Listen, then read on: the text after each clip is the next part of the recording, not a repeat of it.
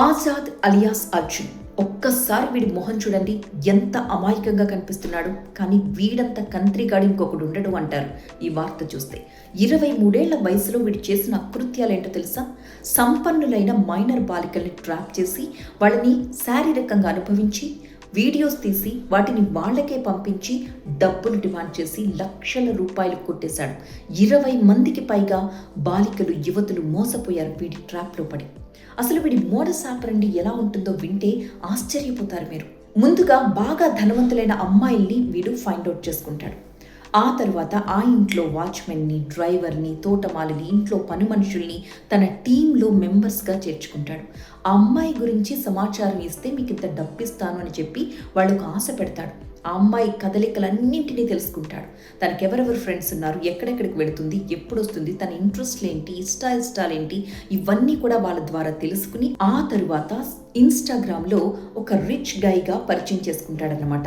Luxury cars పక్కన దిగిన photos, అలాగే తను క్లబ్బులకి, పబ్బులకి వెళ్ళినప్పుడు తిరిగిన ఫొటోసు, అలాగే అతను లగ్జరీ లైఫ్ లీడ్ చేస్తున్నట్టుగా కనిపించే ఫొటోస్ని వాళ్ళతో షేర్ చేసుకుని పరిచయాన్ని పెంచుకుని ప్రేమ పేరుతో వాళ్ళకి వల వేస్తాడు.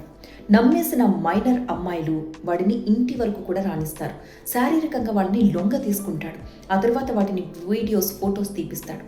ఆ తర్వాత ఆ వీడియోస్ని వాళ్ళ ఫోన్లకే పంపించి ఇవి బయట పెట్టకుండా ఉండాలంటే నువ్వు ఇంత డబ్బు తీసుకునిరా అని చెప్పి బ్లాక్మెయిల్ చేస్తాడు. పాపం ఏం చేయాలో అర్థం కాని ఆ మైనర్ పిల్లలు ఇంట్లో ఉన్న బంగారం దొంగిలించడం, డబ్బు దొంగిలించడం, పట్టుకెళ్ళి వాడికి ఇవ్వడం, ఇలా జరిగిపోతూ ఉంది వీడి వ్యవహారం అంతా. ఈ క్రమంలో ఒక 15 ఏళ్ల అమ్మాయితో ఆ పిల్ల ఇంట్లోనే అర్ధరాత్రి ఆమెతో కలుస్తూ ఉన్న సమయంలో పేరెంట్స్ పట్టుకున్నారు రెడ్ హ్యాండెడ్గా. వెళ్ళి పోక్సో కేసు పెట్టారు. అప్పుడు వీడి మీద మొదటి కేసు పడింది. ఆ తర్వాత మళ్ళీ జైలు నుంచి వచ్చిన తర్వాత కూడా అమ్మాయిని వదిలిపెట్టలేదు. సీక్రెట్గా కలవడం ప్రారంభించాడు.